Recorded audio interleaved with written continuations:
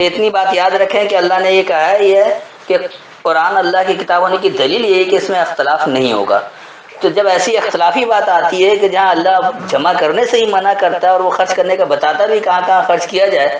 اور پھر اس کے بعد وہ وراثت بھی بتایا کہ ایسے ایسے بانٹو، تو جب جمع کریں گے تو بانٹیں گے، جمع ہی نہیں کریں گے تو بانٹیں گے کیسے؟ دو متضاد باتیں قرآن میں نہیں ہو سکتی ہیں۔ تو اگر آپ کو واقعی اللہ کی ہدایت کو لینا ہے، اس کو سمجھ کر عمل کرنا ہے، تو یہ تضاد والی باتوں کو سمجھنا پڑے گا کہ اس میں تضاد کیوں آ رہا ہے، یا کہیں سی بات مترجموں کی غلطی ہے، اللہ کی کوئی غلطی نہیں ہے۔ تو اس کو سمجھیں گے تو اس تضاد سے آپ نکل جائیں گے، اور نہیں سمجھیں گے تو اسی تضاد میں بھٹکے رہیں گے، اور جو دنیا بھر میں آج مسلمان ذلیل و خوار ہو رہا ہے ایسے ہی ہوتا۔ السلام علیکم۔ دراصل سورہ نساء جو ہے وہ روایتی طور پر اس کا ترجمہ عورتیں کر کر اور عورتوں کے بارے میں اسے فکس کر دیا گیا۔ یہ بڑی اہم صورت ہے، اور نساء کا بنیادی مطلب ہے کمزوری۔ تو یہاں کمزور معاشرے کو کس طرح بنایا جائے اس کی پوری وضاحت ہے، لیکن ہمارے روایتی مترجموں نے اس میں اس قدر گڑبڑ کیا ہے کہ پوری صورت کو ہدایت سے دور ہٹا کر رکھ دیا ہے۔ اب سب سے زیادہ تو اس میں شروع کی آیتوں میں بہت زیادہ مسئلہ ہے، لیکن خاص طور پر گروپ میں جو فرمائش آئی ہے وہ ہے کہ 11 اور 12 کو سمجھا دیں، کیونکہ اس میں روایتی ترجمے سے وراثت کی تقسیم کا معاملہ ہے، جبکہ اللہ تو جمع کرنے سے ہی منع کرتا ہے۔ تو جب جمع ہی نہیں کریں گے تو پھر بانٹیں گے کیسے؟ یہ قرآن میں بڑا تضاد آ جاتا ہے، جبکہ قرآن میں کہیں بھی تضاد نہیں آنا چاہیے۔ ویسے تو سوالات بہت سارے اس میں ہیں، اور پوائنٹ اٹھانا چاہیں تو بہت طویل گفتگو ہو جائے گی۔ آپ لوگ خود سمجھدار ہیں، سوالات جتنے اس میں آتے ہیں آپ کو خود بھی معلوم ہے، تو میں اس میں جانے کے بجائے صرف اس آیت کی فہم کے آیت پر آ جاتے ہیں۔ تو اس وقت میرے پاس حافظ نظر احمد والا ترجمہ ہے، پہلے میں اس سے کر دیتا ہوں، اور پھر جو اپنی فہم سے بات سمجھ میں آ رہی ہے اس کو بتا دیتا ہوں، آخر میں پھر سوال جواب کر لیا جائے گا۔ تو 4 کی 11 اور 12 دو آیتوں کو دیکھنا ہے۔ یوصیکم اللہ فی اولادکم للذکر مثل حظ الانثیین فإن کن نساء فوق اثنتین فلہن ثلث ما ترک وإن كانت واحدة فلها النصف ولأبویہ لكل واحد منہم السدس مما ترک ان كان له ولد فإن لم يكن له ولد وورثه أبواه فلأمه الثلث فإن كان له إخوة فلأمه السدس من بعد وصية يوصي بها أو دين آباؤكم وأبناؤكم لا تدرون أيهم أقرب لكم نفعا فریضۃ من اللہ ان اللہ کان علیما حکیما۔ یہ آیت نمبر 11،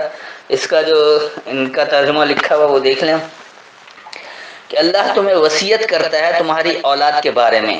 مرد کا حصہ 2 عورتوں کے برابر ہے، پھر اگر عورتیں ہوں 2 سے زیادہ تو ان کے لیے اس میں سے 2/3 ہے جو وارث نے چھوڑا، اور اگر ایک ہی ہو تو اس کے لیے نصف ہے، اور اس کے ماں باپ کے لیے دونوں میں سے ہر ایک کا 1/6 حصہ ہے اس میں سے جو میت نے چھوڑا، اگر ان کی اولاد ہو۔ پھر اگر اس کی اولاد نہ ہو اور ماں باپ ہی اس کے وارث ہوں تو اس کی ماں کا 3/4 حصہ ہے، پھر اگر اس میت کے کئی بہن بھائی ہوں تو اس کی ماں کا 1/6 حصہ ہے اس وصیت کے بعد جو وہ کر گیا، یا بعد ادائے قرض۔ تمہارے باپ اور تمہارے بیٹے تو تم کو نہیں معلوم ان میں کون تمہارے لیے نفع پہنچانے میں نزدیک تر ہے، یہ اللہ کا مقرر کیا ہوا حصہ ہے، بے شک اللہ جاننے والا حکمت والا ہے۔ سے بہرحال جو وصیت بنائی گیا اور حصہ بکھرے بانٹے گئے ہیں وہ تو ایک طویل بحث ہے، اس کو چھوڑ دیں۔ آج یہ کہ اللہ یہاں کیا کہہ رہا ہے، یوصیکم اللہ، اللہ تمہیں وصیت کر رہا ہے، یعنی اللہ تمہیں نصیحت کرتا ہے۔ وصی جو ہے یہ خیر خواہ اور نصیحت کو کہا جاتا ہے، تو اللہ کوئی وصیت ویسے نہیں کرتا کیونکہ یوصی کے یعنی یہ وصی کے مادے سے قرآن میں بے انتہا جگہ لفظ آیا، اور ہر جگہ انہوں نے وصیت یہ اس طرح سے نہیں کیا کہ مرنے والے کی وصیت ہو، تو یہ نصیحت کے معنوں میں آتا ہے۔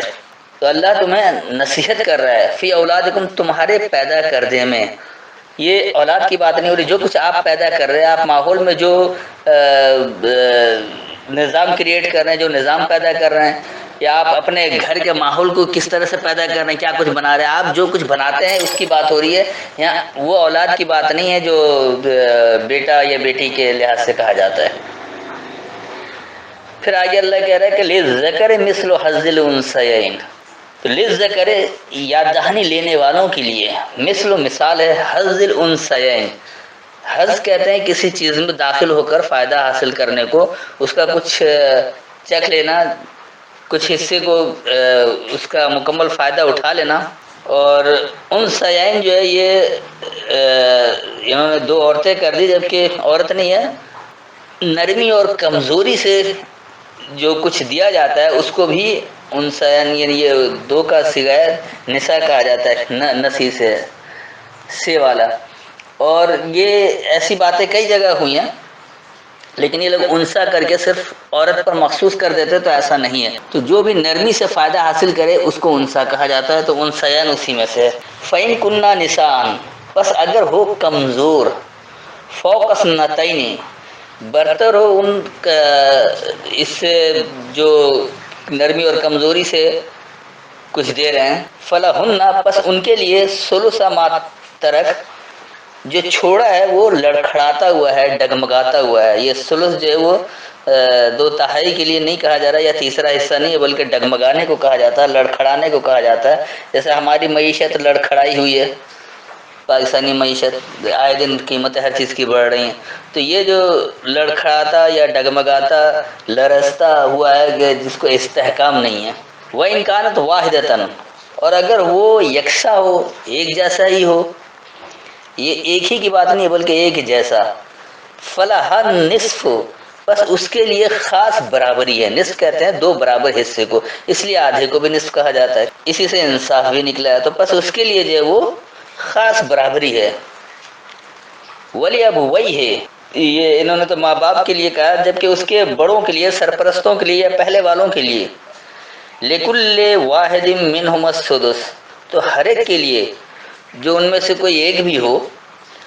تو ان دونوں کی وہ سدس، انہوں نے چھٹا حصہ کر دیا، جبکہ سدس کہا جاتا ہے مکر و فریب کو۔ تو ان کی جو مکاری اور فریب ہے، چال ہے، مما، اس سے جو طرح کا چھوڑا ہے، ان کان لہو ولد، اگر ہے اس کے لیے کچھ پیدا کرنا، تو یہ ماحول کی کریٹ کی بات ہو رہی ہے، اس کا پیدا کرنے کی بات ہو رہی ہے، یہ نہیں کہ کوئی ترکہ چھوڑ دیا ہے، جمع کیا اور اتنا سارے کچھ جائیداد چھوڑ دیا پھر اس پر حصے بکھرے ہو رہے ہیں،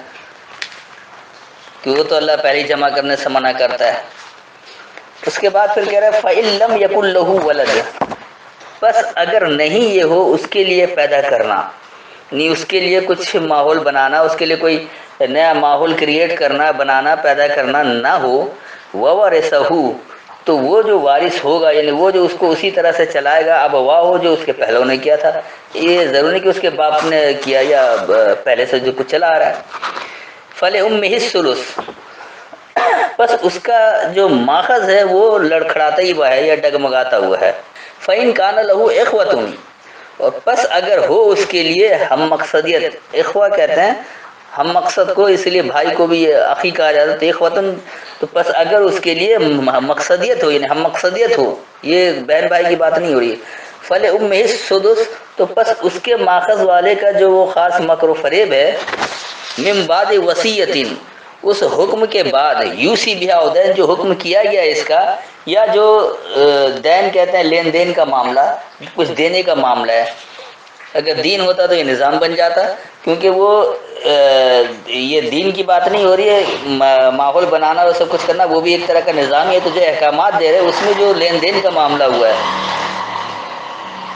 آباؤکم و ابناؤکم، تو تمہارے بڑے اور تمہاری بنیاد والے، آپ اس کو یہ بھی کہہ سکتے ہیں تمہارے پہلے والے اور تمہارے پچھلے بعد والے، تو اسی لیے باپ اور بیٹا بھی کہہ دیا جاتا ہے۔ لا تدرون، تم ادراک نہیں رکھتے ہو، تم یہ فہم نہیں رکھتے ہو، تم یہ سمجھ نہیں رکھتے ہو، ایہم اقرب لکم نفعا، یہ کہ کون زیادہ قریب ہے تمہارے لیے نفع میں، نفع پہنچانے میں کون زیادہ قریب ہے، پہلے والوں کا عمل یا بعد والوں کا،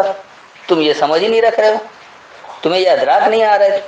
فریضۃ من اللہ، اللہ سے جو ہے وہ لازم ہے، اللہ نے جو دے رکھا ہے لازم وہ ہے، آپ کو نہ باپ دادا کے اس کو دیکھنا ہے کہ وہ کس طرح سے چل رہے تھے، اور نہ بعد والے جو کچھ کر رہے ہیں وہ ٹھیک ہے، بلکہ اللہ کیا لازم کر رہا ہے وہ دیکھنا ہوگا۔ ان اللہ کان علیما حکیما، بے شک اللہ ہے علم والا، حکم دینے والا، یا اللہ علم سے حکم دینے والا ہے۔ علیما حکیمہ جو ہے مرکب توصیفی ہے، تو اس کو علم سے حکم دینے والا بھی کہہ سکتے ہیں۔ تو اس کا ایک بار رواں ترجمہ کر دوں تاکہ بات تھوڑی واضح ہو جائے، کہ اللہ تمہیں تمہارے پیدا کردہ میں وصیت یعنی نصیحت کرتا ہے، یاد دہانی لینے والے کی مثال نرمی اور کمزوری سے فضل والا حصہ حاصل کرنا ہے، بس اگر کمزور ان کی تعریفوں سے برتر ہوں، بس ان کے لیے لڑکھڑاتا ہوا ہے جو چھوڑا، اور اگر یکساں ہو یعنی ایک ہی جیسا ہو یا یکتا ہو تو بس اس کے لیے خاص برابر ہے، اور پہلوں کے لیے ان دونوں میں سے ہر ایک کے لیے یکساں مکر و فریب ہے اس سے جو اگر اس کے لیے پیدا کرنا ہے۔ بس اگر اس کے لیے پیدا کرنا نہیں ہو اور اس کے پہلے والے ہی اس کے وارث ہوں، یہ جو کچھ پہلے سے چلا آ رہا ہے اسی کے وارث ہوں، تو بس اس کے ماخذ کے لیے لڑکھڑانا ہے، یعنی پھر وہ ڈگمگانا ہے، لڑکھڑانا ہے، لڑکتے رہنا ہے۔ بس اگر اس کے لیے مقصدیت ہے، بس اس کے ماخذ کے لیے نصیحت کے بعد مکر و فریب ہو جو اس پر نصیحت کیا یا دینے کا معاملہ ہے۔ تمہارے پہلے والے اور تمہارے پچھلے والے یعنی بعد والے، تم یہ سمجھ ہی نہیں رکھتے، تم یہ ادراک نہیں رکھتے ہو کہ ان میں سے تمہارے لیے نفع میں کون زیادہ قریب ہے، اللہ سے تم پر لازم ہے، تو بے شک اللہ علم سے حکم دینے والا ہے۔ اب اگلی آیت آ جائیے، وَلَكُمْ نِصْفُ مَا تَرَكَ أَزْوَاجُكُمْ إِن لَّمْ يَكُن لَّهُنَّ وَلَدٌ فَإِن كَانَ لَهُنَّ وَلَدٌ فَلَكُمُ الرُّبُعُ مِمَّا تَرَكْنَ مِن بَعْدِ وَصِيَّةٍ يُوصِينَ بِهَا أَوْ دَيْنٍ وَلَهُنَّ الرُّبُعُ مِمَّا تَرَكْتُمْ إِن لَّمْ يَكُن لَّكُمْ وَلَدٌ فَإِن كَانَ لَكُمْ وَلَدٌ فَلَهُنَّ الثُّمُنُ مِمَّا تَرَكْتُمْ من بعد وصية توصون بها أو دين وإن كان رجل يورث كلالة أو امرأة وله أخ أو أخت فلكل واحد منهم السدس فإن كانوا أكثر من ذلك فهم شركاء في الثلث من بعد وصية يوصى بها أو دين غير مضار وصية من الله والله عليم حليم۔ اب جو ان کا ترجمہ ہے وہ ہے، اور تمہارے لیے آدھا ہے جو چھوڑ مریں تمہاری بیویاں اگر ان کی کچھ اولاد نہ ہو، پھر اگر ان کی اولاد ہو تو تمہارے لیے اس میں سے جو وہ چھوڑیں وصیت کے بعد چوتھائی حصہ ہے جس کی وہ وصیت کر جائیں، یا بعد ادائے قرض، اور اس میں سے ان کے لیے چوتھائی حصہ ہے جو تم چھوڑ جاؤ اگر نہ ہو تمہاری اولاد، پھر اگر تمہاری اولاد ہو تو تم چھوڑ جاؤ اس میں سے ان کا 8واں حصہ ہے اس وصیت کے نکالنے کے بعد جو تم وصیت کر جاؤ یا ادائے قرض۔ اور اگر ایسے مرد کی میراث ہے یا ایسی عورت کی جو کلالہ ہے یعنی اس کا باپ بیٹا نہیں ہے اور اس کے بہن بھائی ہوں تو ان دونوں میں سے ہر ایک کا چھٹا حصہ ہے، پھر اگر وہ ایک سے زیادہ ہوں تو وہ سب شریک ہیں 1/3 میں اس وصیت کے بعد جو وصیت کر دی جائے یا بعد ادائے قرض، بشرطیہ کہ کسی کو نقصان نہ پہنچایا ہو۔ یہ اللہ کا حکم ہے اور اللہ جاننے والا حلم والا ہے۔ اب دیکھیے یہ کیا ہے، حالانکہ اس طریقے سے کوئی بانٹ کر دکھا دے وہ بانٹ بھی نہیں سکتے، وہ ایک الگ بحث ہے، ابھی اس پر نہیں آتے ہیں۔ یہ ہے کیا، اب اس کو دیکھیے، وَلَكُمْ نِصْفُ اور تمہارے لیے برابر ہے، ما ترکا جو چھوڑ گیا، ازواجکم تمہارے ساتھی جو کچھ چھوڑ گئے تمہارے لیے برابر ہے، ان لم یکن لہن ولد اگر نہیں ہو ان کے لیے پیدا کرنا، اگر آپ کچھ نیا ماحول نہیں کریٹ کر سکتے، آپ کوئی ماحول پیدا نہیں کر سکتے، آپ کوئی نظام کریٹ نہیں کر سکتے، بنا ہی نہیں سکتے، آپ کچھ پیدا ہی نہیں کر سکتے ہیں، تو پھر کیا ہوگا کہ جو کچھ آپ کے ساتھی چھوڑ گئے ہیں آپ کے لیے ویسے ہی برابر رہے گا۔ اگر اس کو چلاتے رہے اور اس میں سے مزید آپ نے نااہلی دکھائی تو اور پیچھے گر جائیں گے، لڑکھڑا جائیں گے اور پھر تباہ ہو جائیں گے۔ تو یہ ہے کیا، دیکھیں کہ اگر نہ ہو اس کے لیے کچھ پیدا کرنا، فَإِن كَانَ لَهُنَّ وَلَدٌ بس اگر ہو ان کے لیے پیدا کرنا، نہیں کیونکہ یہ معاشرے کی بات ہو رہی ہے، اگر یہ معاشرے کے افراد ایسے وہ یہ عورت کی بات نہیں ہو رہی یا کسی مردے کی بات نہیں ہو رہی، تو بس اگر ان کے لیے پیدا کرنا ہو، فَلَكُمُ الرُّبُعُ بس تمہارے لیے خاص مضبوطی ہے، مما ترکنا اس سے جو چھوڑا، من بعد وصیتن اس وصیت کے بعد، اس حکم کے بعد، احکامات کے بعد، یوسین بہا او دین جو وصیت کیا گیا اس کا یا جو دینے کا معاملہ رہا ہے، وَلَهُنَّ الرُّبُعُ اور ان کے لیے خاص مضبوطی ہے، مما ترکتم اس سے جو تم چھوڑ جاؤ، ان لم یکن لکم ولد اگر نہیں یہ ہو تمہارے لیے پیدا کرنا، یقینی سی بات ہے اگر آپ کچھ چھوڑ کر جا رہے ہیں اور وہ لوگ جو رہ گئے اگر وہ کچھ پیدا نہیں کر سکتے تو ان کے لیے وہ برابر ہے۔ فَإِن كَانَ لَكُمْ وَلَدٌ بس اگر ہے تمہارے لیے پیدا کرنا، فَلَهُنَّ الثُّمُنُ بس ان کے لیے فائدہ دینا، سمن کہتے ہیں فائدے کو، پھل کو حاصل کرنے کو، تو یہ جو ان کے لیے فائدہ ہے، مما ترکتم اس سے جو تم نے چھوڑا، من بعد وصیتن اس وصیت یا حکم کے بعد، توصون بہا او دین جو تمہیں وصیت کیا گیا اس کا یا جو دینے کا معاملہ ہے، وَإِن كَانَ رَجُلٌ اور اگر یہ ہے مضبوط، یہ مضبوط ہو،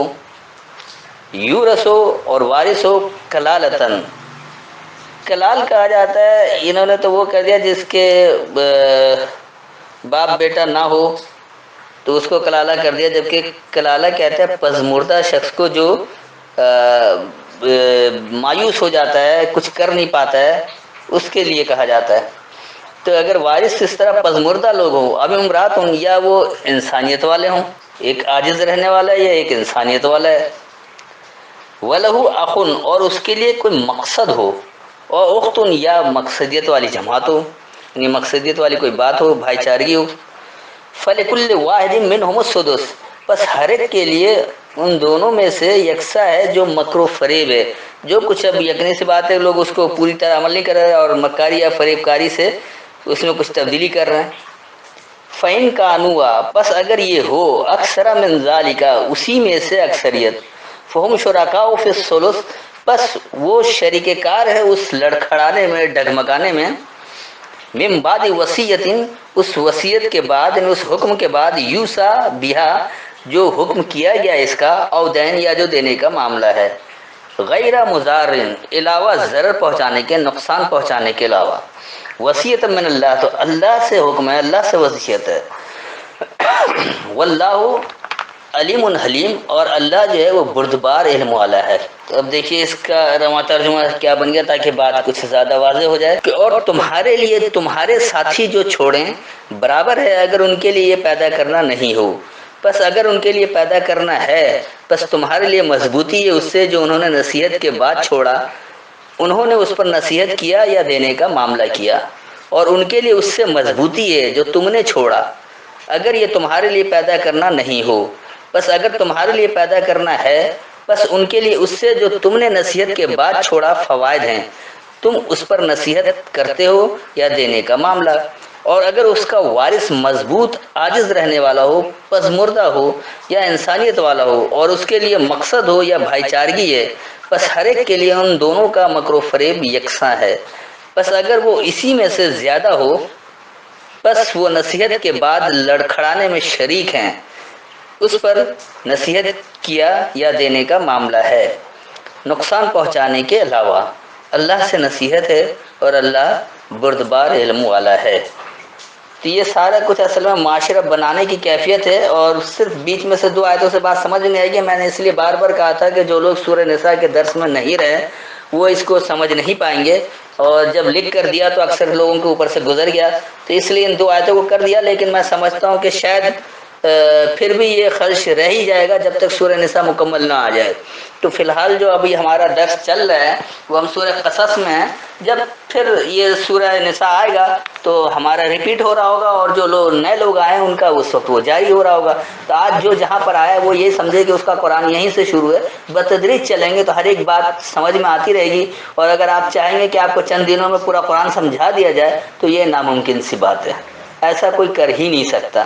پھر وہ اٹک کر رہ جائے گا، یا تو روایتوں میں پھنسا رہے گا یا روایتی ترجمہ میں پھنسا رہے گا۔ تو اتنی بات یاد رکھیں کہ اللہ نے یہ کہا ہے یہ کہ قرآن اللہ کی کتاب ہونے کی دلیل یہ ہے کہ اس میں اختلاف نہیں ہوگا۔ تو جب ایسی اختلافی بات آتی ہے کہ جہاں اللہ جمع کرنے سے ہی منع کرتا ہے اور وہ خرچ کرنے کا بتاتا بھی کہاں کہاں خرچ کیا جائے،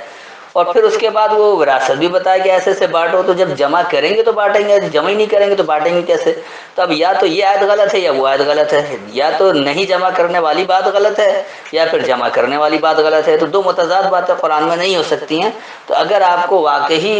اللہ کی ہدایت کو لینا ہے، اس کو سمجھ کر عمل کرنا ہے، تو یہ تضاد والی باتوں کو سمجھنا پڑے گا کہ اس میں تضاد کیوں آ رہا ہے، یا کہ اس بات مترجموں کی غلطی ہے، اللہ کی کوئی غلطی نہیں ہے۔ تو اس کو سمجھیں گے تو اس تضاد سے آپ نکل جائیں گے، اور نہیں سمجھیں گے تو اسی تضاد میں بھٹکے رہیں گے، اور جو دنیا بھر میں آج مسلمان ذلیل و خوار ہو رہا ہے ایسے ہی ہوتے رہیں گے۔ تو میرے خیال میں اتنی وضاحت کافی ہے، پھر جو کچھ سوال ہو تو وہ بعد میں بھی کر سکتے ہیں۔ اب آپ لوگوں کو جو سوال کرنا ہو کر لیں۔ السلام علیکم۔